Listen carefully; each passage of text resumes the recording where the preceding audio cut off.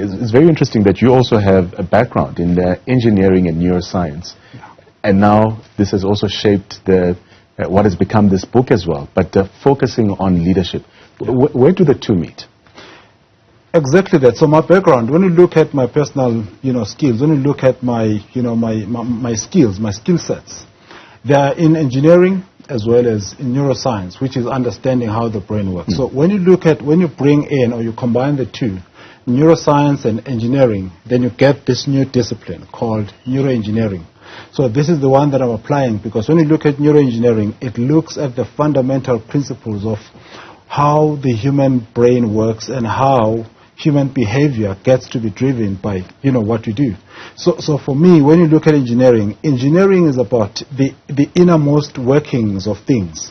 When you look at the essential, when you look at how everything gets to be driven, when you're designing the machines and everything, so the brain works in a similar way, because we need to understand exactly what drives it, what chemicals are there, and how did it evolve over time. Because if you don't understand how the brain works, then it becomes very difficult then to, just to manage the activities and all the reactivities that are taking place, and the reactions as well.